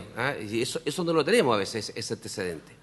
Lo otro es un mensaje fuerte que pasan permanentemente en todas estas recomendaciones, que los ingresos permanentes son esenciales para gastos permanentes, lo hacen 50 veces, que está bien, yo lo comparto 100%, ¿ya? Y advierten además de no avanzar en ciertas reformas que van a implicar gastos permanentes sin haber asegurado recursos que estarían inicialmente contemplados pero que hoy día no están o están en duda o hay que conseguirlos, para ponerlo así. Reforma tributaria mediante, royalty aprobado, impuestos correctivos que yo creo que van a recaudar mucho pero tienen una señal importante en otra área. En ese tema, el mensaje que te pasan ahí es un mensaje doble a mi juicio, o yo lo hago acá políticamente con mis colegas. No solamente decirle al gobierno usted no puede avanzar en gastos permanentes si no tiene la reforma tributaria aprobada, y de la misma forma decirnos a todos nosotros los parlamentarios, usted tampoco pida entonces la PGU, pero no quiere aprobar la reforma tributaria para financiar la PGU. Yo entiendo que el mensaje no es solamente de aquí para allá, sino que también nos llega a nosotros en esa materia, y en eso tal vez podríamos siempre contar con estos escenarios de riesgo de seguir identificando. Aquí se identificó. Y termino con el litio, y ahí la termino. Usted señaló de que inicialmente no se podía, o me pareció entender que formalmente cómo clasificar los ingresos del litio, dejando afuera lo que son los tributos.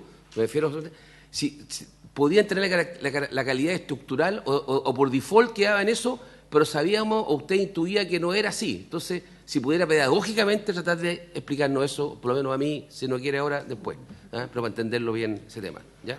Eso. Tengo a continuación al diputado Romero, después el senador Proes y el senador Sandoval. Y ahí escuchamos al Consejo, ¿le parece?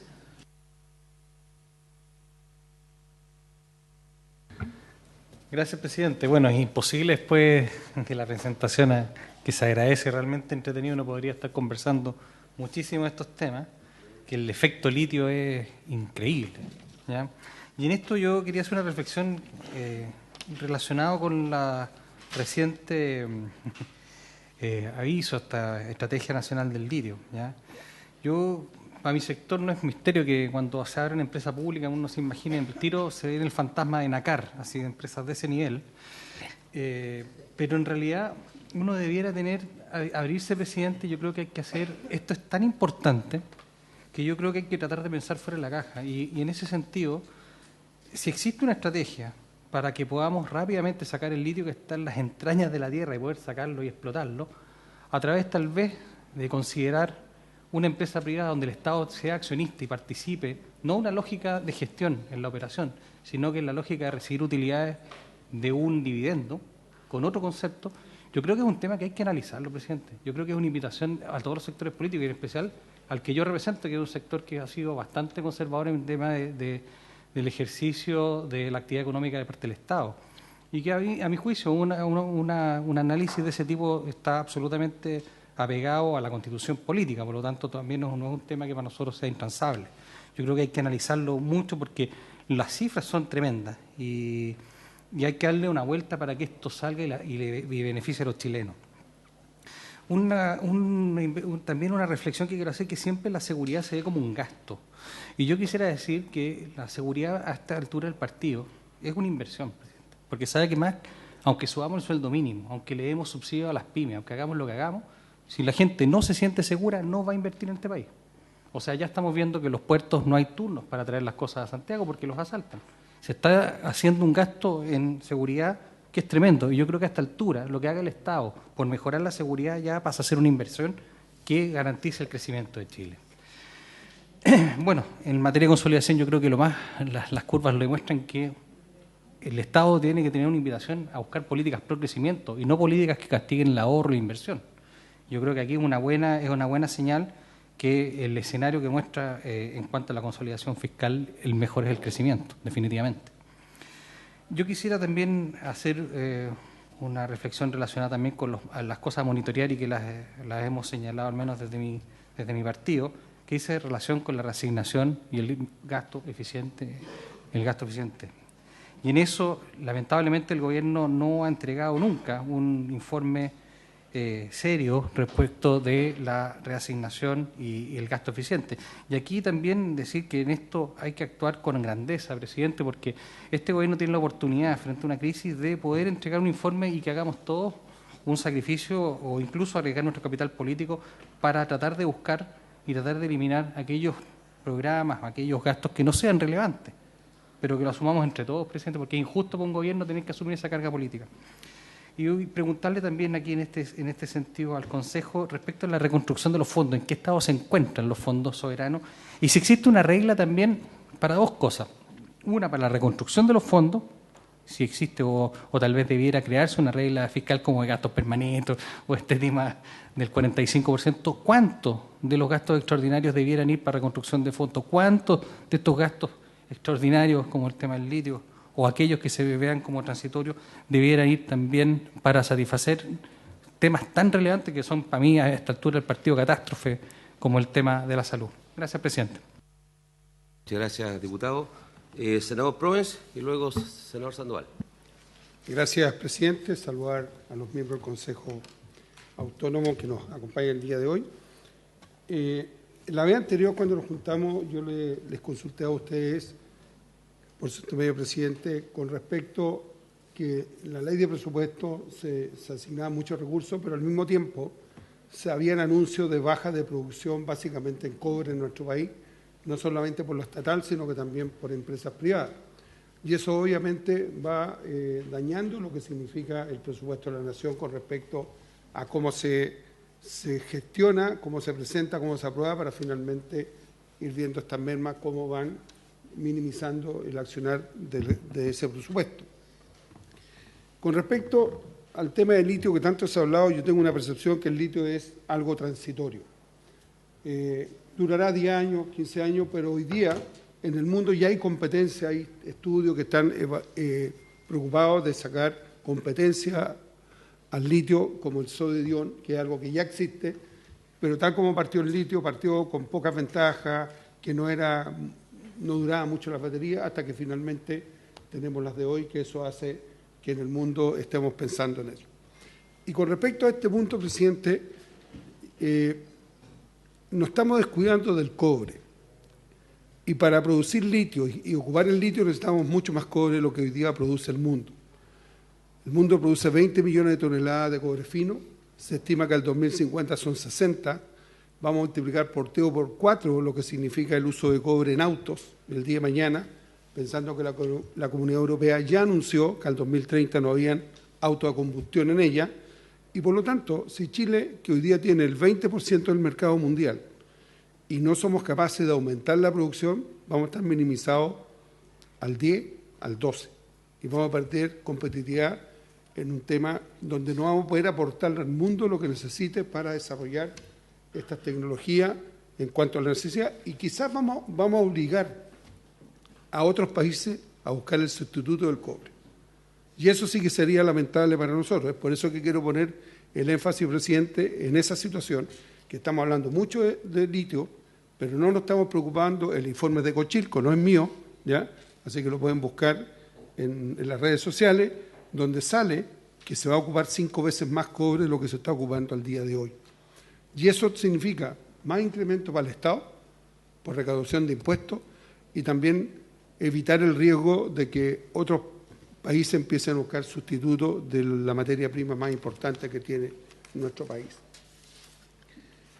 Con respecto a lo que planteaba la senadora Rincón, presidente, el tema salud. El tema salud, yo no sé si el Consejo Fiscal Autónomo ha evaluado lo que el Estado gasta en trasladar pacientes de una región a otra.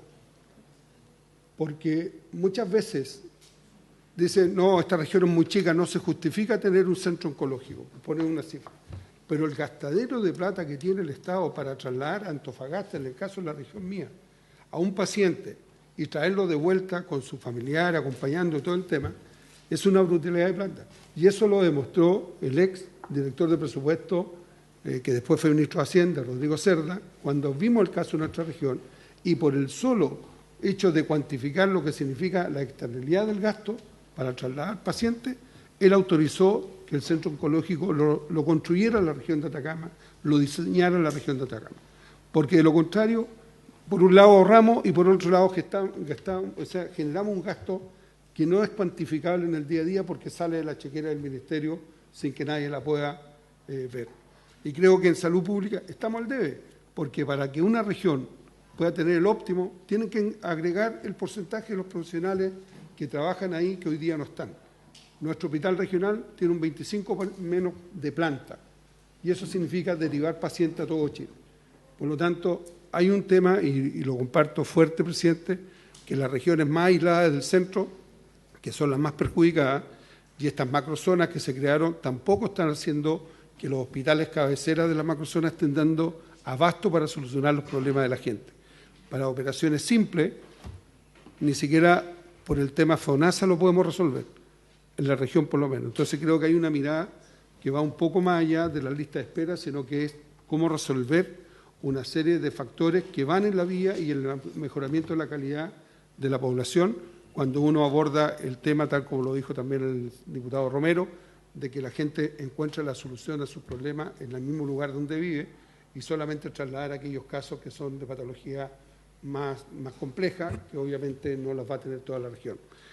Eso yo quisiera ver en estos temas, presidente, cómo ustedes visualizan, más allá de las recomendaciones, lo que uno plantea, porque la preocupación nuestra, que somos de zonas mineras, es que esto no va a durar todo el tiempo y, sin embargo, en la producción de cobre, que sí es duradera en el tiempo, el país va a quedar muy atrás, lo cual también va a impedir que el Estado de Chile recaude más recursos para cumplir sus programas sociales. Gracias, presidente. Muchas gracias. Finalmente, senador Sandoval, antes de la palabra a don Jorge. Sí, muchas gracias, presidente. Algunas consultas bien puntuales. Bueno, el Consejo Fiscal tiene una serie de relevantes tareas. Dentro de ellas la de evaluar la sostenibilidad de mediano y largo plazo de las finanzas públicas y difundir los resultados de sus evaluaciones. En ese contexto, saltan algunas dentro de la información que nos proporciona. ¿Cuál es la tendencia que se plantea respecto del manejo de la deuda y el pago de intereses que hoy día supera el 1%, ¿verdad?, del Producto Interno Bruto? Estamos hablando de un tremendo costo cuando a veces generamos diversas discusiones de orden estructural respecto de dónde financiar gastos como la reforma previsional, cuando aquí tenemos una tremenda incidencia en lo que significa los intereses por concepto de deuda. Entiendo que no es problema de este gobierno, es una cosa que viene arrastrándose desde el año 2008, el fuerte y permanente y sostenido incremento del pago por intereses por concepto de deuda, no solamente por consecuencia del COVID, se agudizó probablemente en esos años, pero del año 2008 en adelante esta tendencia ha sido creciente. Uno se plantea, cuando se habla del Consejo de Defensa, de evaluar la sostenibilidad de mediano y largo plazo de las finanzas públicas o la tarea que tienen también respecto de las eventuales desviaciones en los cálculos respecto del balance estructural y otras materias de esa naturaleza. O sea, que aquí vemos un escenario de que más allá de la información, cómo en definitiva estas evaluaciones se transforman en definitiva en acciones. Porque además ustedes le proponen al Ministerio de Hacienda directamente, ¿verdad?, los mecanismos a través de los cuales eventualmente estas acciones habrían que corregir. Y en ese sentido, ustedes también señalan, dentro de las medidas de las que sugiere la autoridad fiscal, la número 2 me parece súper relevante. La primera y la segunda son súper públicas, ¿no? Nuevos ingresos tributarios, ya me parece súper bien la evasión y la elusión. Reasignación y mayor eficiencia en el gasto público, creo que súper bien. Y aquí en este punto en particular, hay una situación que a nosotros nos ha llamado la atención el año pasado en la discusión y el análisis. Aquí tenemos la oficina presupuestaria del Senado, del Congreso, perdón, ¿ya? Analizamos mucho la situación de la ejecución del gasto público el año pasado. Y el resultado de esa evaluación es que la ejecución presupuestaria del gobierno fue absolutamente desastrosa en materia de ejecución presupuestaria. Incluso más, a nosotros desgraciadamente no nos percatamos de una situación. Se aprobó una glosa en el presupuesto para el año 2023 que permite a los gobiernos regionales realizar traspasos de recursos hacia terceras entidades. ¿Qué pasó el año pasado? La mayoría de los gobiernos regionales optaron por ese mecanismo para saldar sus cuentas de rendición. ¿Se acuerda que hubo toda una discusión de los bajos niveles de ejecución del gasto? Bueno, cuando le asignamos plata a los gobiernos regionales, cuando asignamos plata a los sectores, porque no solamente los gobiernos regionales, todos los ministerios estaban con el mismo problema. Diversas causas, pero problemas al final del día de gestión del gasto público. ¿Qué pasó en este sentido? De que yo creo que hay cosas que materia que hay que resolver. Hoy día a los gobiernos regionales se les permite, por una forma de blanquear su gestión financiera, traspasarle a sectores o a otros, ¿verdad?, recursos destinados a su administración. Yo espero que pudiéramos coparticipar en alguna indicación en el presupuesto del año 2024 para evitar de que este traspaso, curiosamente, el grueso de los traspasos se realizan entre octubre y diciembre, ¿ya? Como los gobiernos regionales saben que ya no van a gastar la plata, sanean las cuentas y empiezan a trasladar la plata. En mi región pasó un caso emblemático, un convenio con bomberos por 20.000 millones de pesos, fantástico por bomberos, extraordinario. Pero 20.000 millones de pesos es prácticamente de 80.000, el 25% del presupuesto del FNR, ¿ya?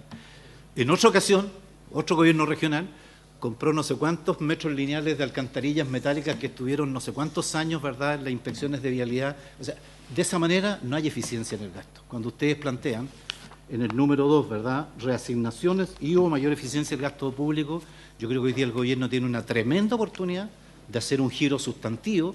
Le acepto lo que pasó el primer año de instalación, de inexperiencia, demasiada inexperiencia en realidad, aprendizaje, ya un año, ya han introducido cambios estructurales significativos a sus equipos políticos de gobierno, ya tenemos un ministro que sabe lo que hay que hacer, se han incorporado autoridades con otra dinámica que espero que realmente estén en ese sentido, porque en definitiva creo que ahí efectivamente tenemos un tremendo espacio para en materia de eficiencia en el gasto público. Creo que solamente el 2% de eficiencia en el gasto público de la nación significa el equivalente a financiar la reforma previsional. Solamente un 2%. Digámosle a toda la estructura del Estado que el 2% de sus recursos lo tienen que devolver a las cuentas nacionales y sacamos 2 por 8, 16, 1.800 millones de dólares. Solamente en eso, 1.800 millones de dólares. Y lo último, una consulta que lo han planteado aquí algunos, el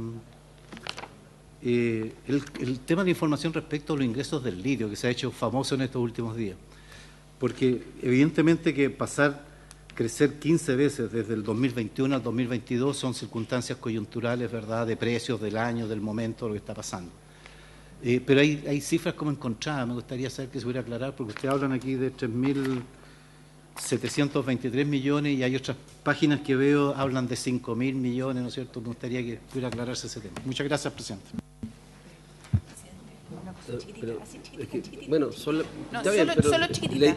Es que sí, lo que pasa es que no lo planteé y me interesaría porque entiendo que alguien de ustedes lo ha planteado, perdón, presidente, y es que por obligación, por contrato, las empresas, ¿no es cierto?, de Soquimich tiene que entregar parte de sus recursos a municipios, a agores, a comunidades indígenas, pero eso no está en el presupuesto público ni está transparentado y son recursos públicos. Entonces sería bueno, y no sé si ustedes tienen opinión en eso. Así de cortita.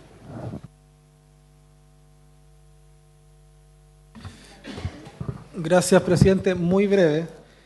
Quiero aprovechar la oportunidad, saludando obviamente y agradeciendo al Consejo Fiscal Autónomo, de hacer una breve consulta que yo creo que es necesaria una precisión, porque Cuando estamos en un contexto político-social tan convulsionado, tan polarizado, donde afloran los populismos y las fake news son un poco pan de cada día, creo que organismos autónomos y técnicos, serios, responsables, como el Consejo Fiscal Autónomo, nos tienen que ayudar también a combatir aquello. Hace unos días, el ex candidato presidencial, don Franco Parisi, en el contexto de la ENADE, señaló que el gasto fiscal estaba desatado en Chile. Desatado. Yo busqué en este informe dónde estaba desatado el gasto fiscal y la verdad que no lo encontré. Muy por el contrario, claramente señala que hay una reducción del 23% real del gasto en el año 2022 y todo indica que se sigue en la misma dirección para este y para los próximos años si hacemos las cosas de forma responsable y bien, como estamos conversando en esta instancia. Entonces me gustaría que profundizara un poco más en eso el Consejo Fiscal Autónomo, en cómo se está manejando el gasto público, cuál es la realidad, cómo se responde a esa afirmación de que hay un gasto desatado y cuáles son las proyecciones también respecto de esto. Gracias, presidente. Bien. Diputada Camila Rojas, a quien inadvertidamente me había pedido la palabra y no se la había dado. Gracias, presidente. Yo no me tomo el micrófono así. Presidente, quería hacer una solicitud porque al menos yo le entendí al Consejo que esa parte del ingreso del litio que es estructural no está calculada porque se requiere una metodología que tiene que realizarse desde Hacienda. Entonces, en ese sentido, quería que pudiéramos solicitar al ministro de Hacienda que nos pudieran entregar esa metodología de manera de poder tener estas cifras más claras. Gracias, presidente. Muchas gracias, diputada. Don Jorge. Haga lo que pueda en el tiempo que pueda. ¿Cuánto tiempo nos queda? Yo me voy a quedar hasta el final. Bueno, gracias, presidente. No, en primer lugar, agradezco a todas las consultas que han hecho los parlamentarios y las parlamentarias porque son de sumo interés y además nos sentimos agradecidos que genere interés nuestra presentación. Como dije al principio, nuestra única herramienta es la persuasión de nuestro mensaje. Así que muy satisfactorio para nosotros poder tener este diálogo. Aprovecho de decir que lo que no alcancemos a responder, como en otras ocasiones, también nosotros quedamos disponibles por si nos ofician estas materias u otras materias en que quieran profundizar y nosotros, en la medida de nuestras posibilidades, las responderemos, en la medida que esté dentro de nuestras atribuciones y que tengamos capacidad para hacerlo, porque me voy a colgar al tiro de una pregunta de la diputada Yomans que dice cómo se podría fortalecer el CFA. Quiero como contarles muy brevemente, el CFA somos los 5 consejeros que estamos aquí de dedicación part-time, más un equipo, un staff que sí es full-time, que son 6 personas. Y ese es todo el CFA. Entonces, nosotros cuando comenzamos nuestra tarea hicimos un estudio con la OCDE, donde compararon las instituciones fiscales independientes de distintos países del mundo, y evidentemente hay otras que son mucho más grandes, con más tareas que nosotros. Algunas que no solamente ven el gobierno central, sino que también ven gobiernos subnacionales, algunas que son capaces de hacer sus propias proyecciones macroeconómicas y fiscales. Nosotros no hacemos eso, nosotros tomamos principalmente proyecciones macroeconómicas del Banco Central y proyecciones fiscales de la Dirección de Presupuestos, hasta donde ellos las hacen, nosotros las complementamos más a largo plazo, pero hay varios temas que uno podría ahondar ahí, temas de mayor transparencia, por ejemplo, otros consejos fiscales también se dedican a eso. Nosotros no lo tenemos como una función explícita en nuestra ley, aunque de todas maneras es un tema que tocamos habitualmente. Así que en ese sentido es donde hacemos nosotros el llamado a reflexionar cuál sería el CFA que necesita el país para los desafíos que está enfrentando ahora y que vienen en el mediano plazo. Y como digo, nosotros queremos ser una institución útil, ¿verdad?, para la toma de decisiones y para la responsabilidad fiscal. La pregunta que me parece ineludible es la del litio, ¿verdad? O hablar un poco más en profundidad sobre el litio porque salió en variadas intervenciones. En el litio quiero partir señalando que yo creo que los altos ingresos del litio que surgieron en el año 2022 tomó un poco por sorpresa a toda la institucionalidad.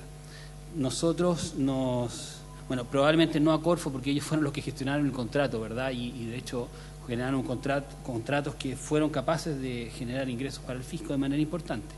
Pero nosotros cuando empezamos a analizar el litio, nuestra primera barrera con la que nos encontramos es que efectivamente no había información pública, oficial, que uno pudiera hacer un seguimiento y reconstruir la historia. Corfo fue bastante generoso y proactivo y nos compartió información para la parte que ellos manejan de los ingresos por litio, que son los ingresos de arrendamiento a las dos empresas que hoy día operan en el salar. Esos ingresos están bien identificados, pero también está lo que pagan las empresas por impuesto a la renta, esas dos empresas, por impuesto a la renta y por impuesto específico a la minería. De hecho, hay una parte del impuesto específico a la minería que una empresa está discutiendo con impuestos internos cuánto tiene que pagar.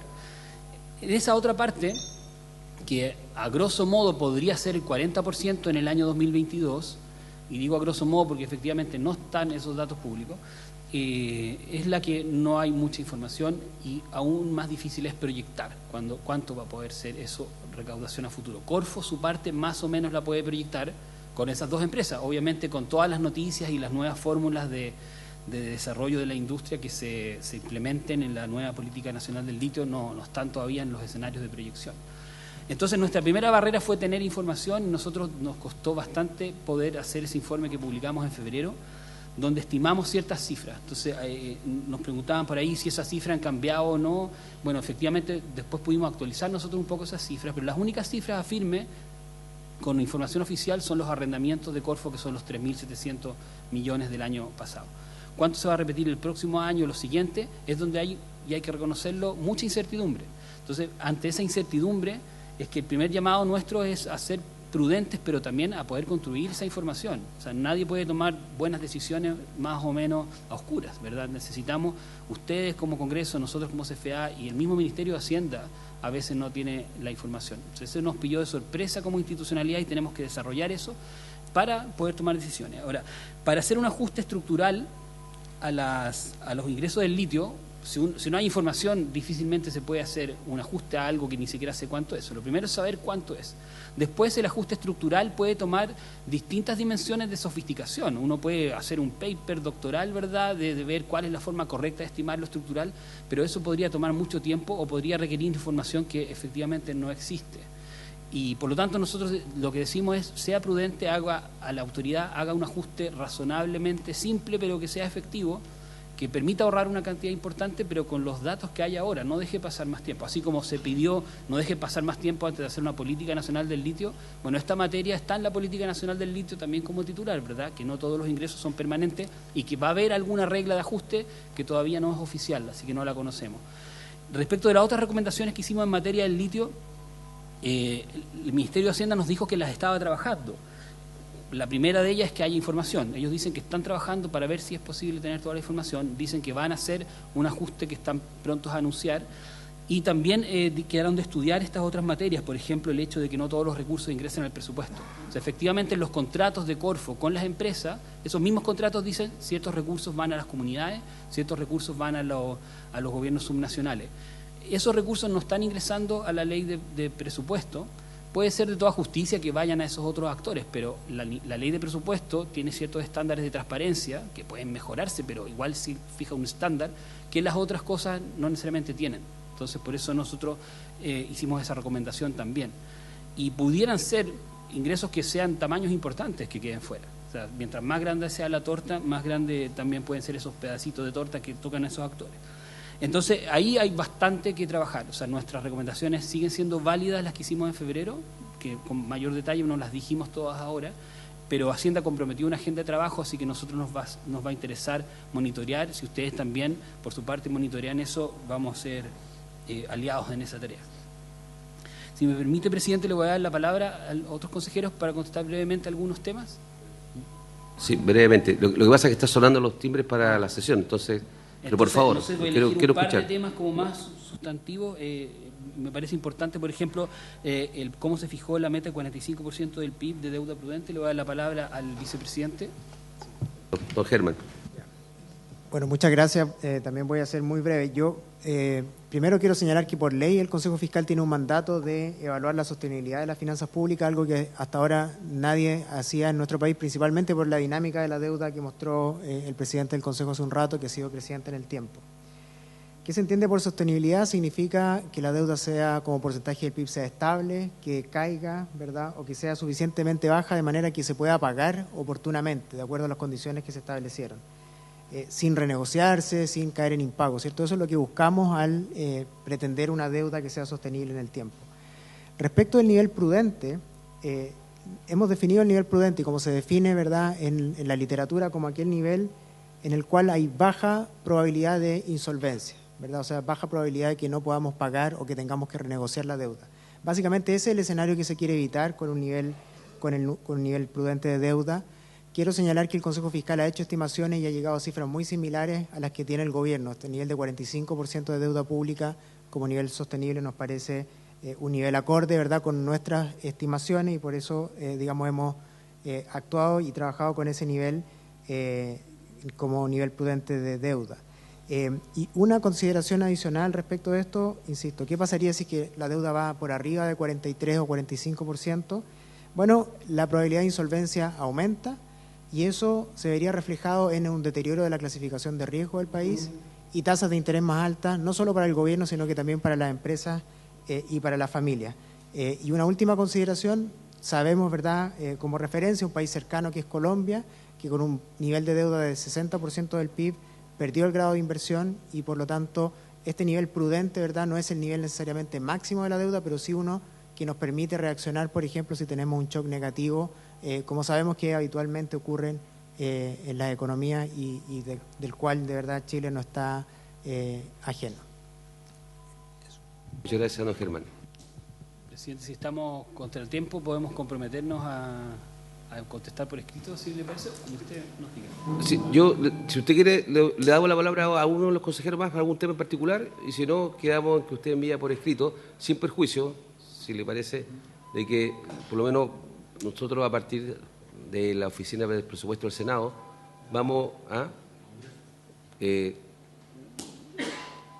Senado está actualmente una resolución, pero no importa, lo discutimos después, del Congreso, me es indiferente, vamos a enviar nosotros, ¿ya? Del Congreso me es indiferente, lo que quiero yo es que case ratones, ¿ya? No me importa cómo le llamen, y lo importante es que vamos a algunos de los temas que ustedes identificaron, que falta de información, más desagregación, vamos a hacer un esfuerzo, vamos a hacer un barrido de la presentación, leyendo el anexo que ustedes señalaron, ¿ya? Y en comunicación con ustedes para formalizar esa información para nosotros por nuestra parte a la hora de interactuar con el Ejecutivo también, no sé si la palabra va a ser exigible, pero al menos a ver si podemos concordar un avance en esta materia. Y quedo atento además, que le va a llegar cuando conozcamos, apenas conozcamos la propuesta de rentas regionales, la pregunta es ¿qué impacto tiene en Chile? Usted me va a decir que no tiene atribuciones, nosotros le vamos a contestar que igual podría decirnos algo somero y entraremos a discutir las atribuciones y la institucionalidad del Consejo Fiscal. Que se abra una puerta ahí para algo más grueso. ¿Le parece que hagamos eso entonces y empezamos por escrito? Entonces nos comprometemos bueno, a responder por escrito. Sí. Bueno, habiéndose cumplido el escrito de la sesión, se levanta.